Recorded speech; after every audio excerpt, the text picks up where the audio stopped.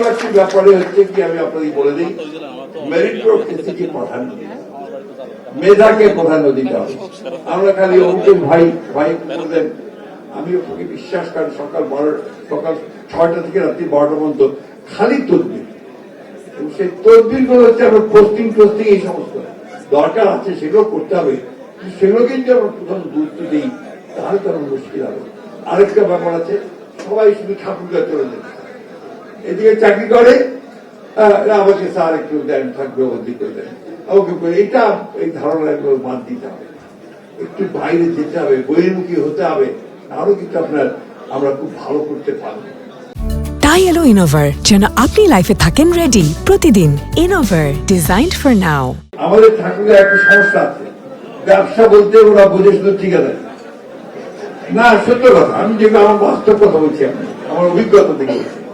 2001 সালে যখন আমি মন্ত্রী হই, আমি সবাইকে ডেকে আমাদের ব্যবসায়ীদেরকে ডেকে বললাম, সেখানে মুদাসসির, ওসমান, বড় বড় ব্যবসায়ীরা ছিল, দেখে বললাম যে ভাই তোমরা কনসোর্টিয়ামের মতো করো, একসাথে আর কি কি ব্যবসা করা যায়, বাকিটা আমি করবো। আনফর্চুনেটলি আমরা খুব বেশি এগোতে পারি। এখন কিছু কোল্ড স্টোরেজ তৈরি হচ্ছে, কিছু স্পেশালাইজ কোল্ড স্টোরেজ নয়, যাতে করে যে আমরা আমাদের কৃষি দ্রব্যকে আমরা বাজারজাত করতে পারি। অনেক কিছু করার আছে, কিন্তু এই যে আমাদের ঠাকুরগাঁয়ে আলুর দাম এখন আপনার 5 টাকা, 5.5 টাকা, অথচ এখানে আলুর দাম কত? 60 টাকা, 30 টাকা, 30 টাকা। এটাকে যদি আমরা একটা মার্কেটিং চেইন করতে পারি, আপনার ব্যবসায়ী ভিত্তিতে, আমাদের ছেলেরা খালি ঘুরে ঘুরে চাকরি খোঁজে, শুধু চাকরি তো পাওয়া যাবে না, চাকরি তো অসম্ভব। এর জন্য আমাদেরকে নিজেদের সেলফ এমপ্লয়মেন্ট করতে হবে, আমাদের ইনভেস্টমেন্ট করতে হবে, ছোট ছোট ইস্যুগুলো কাজ করতে হবে।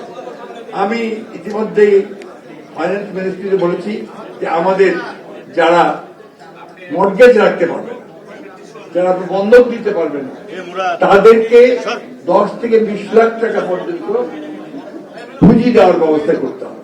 তাহলে তারা অনেক কাজ করতে পারবে এবং ইনভেস্টমেন্ট করতে পারবে।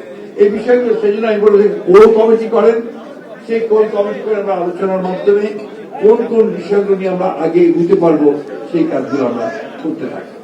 এবং এটা আমি আপনাকে এটুকু বলতে পারি, আপনার জায়গার কথা বলছেন, আমার তো এখন বাসায় আপনার ছোট্ট একটা রুম, আমি বড় বাসায় যাওয়ার সম্ভাবনা আছে ঈদের পরে। আমি আপনাদের বলছি ওইটাকেই আপনারা আপনাদের অফিস বানিয়ে ফেলবেন, কোনো অসুবিধা নেই। কিন্তু আপনারা সবাই একযোগ হয়ে এই বিষয়টা খুব গুরুত্ব দেবেন যে আমি আপনাদের কাছে দিতে চাই যে কোর কমিটি করে আমাকে আপনারা পয়েন্টগুলো তুলে ধরবেন এবং রাস্তাগুলো বদলাবেন। আমার দিক থেকে যতটুকু সম্ভব আমি করবো। আমাদের 2 সদস্য আছেন, আল্লাহর অশেষ রহমতে এইবার ঠাকুরগাঁতে আমরা প্রথম একই দল থেকে আমরা 3টে আসন পেয়েছি। সুতরাং আমাদের শক্তিটা অনেক বেড়ে গেছে, আগের চাইতে আমাদের শক্তি অনেক বেশি। এই শক্তিকে আমাদের কাজে লাগাতে হবে। আরেকটা কথা অনুরোধ করবো সবাইকে, যে যেটা আগে আলোচনা হলো, আমাদের যারা দায়িত্বে থাকবেন, বিভিন্ন দায়িত্বে থাকবেন, এমন কিছু করবেন না যে যাতে করে ঠাকুরদা ছোট হয়ে যায়। এই কাজটা করবেন না, আপনাদের কাছে আমার অনুরোধ থাকবে। আমরা সবাই কাজ করব, কোনো অসুবিধা হলে আমাদেরকে বলবেন, দরকারে চেপে ধরবেন, কিন্তু ওই ধরনের কোনো কাজে যাবেন না যেটা আমরা ছোট হয়ে যায়। আমি আপনাকে এটুকু বলতে পারি যে আমরা অনেক বিনিয়োগকারীকেও নিয়ে যেতে পারবো। অনেকে অনেক ইতিমধ্যে কথা হয়েছে, আমাদের স্কোয়ারের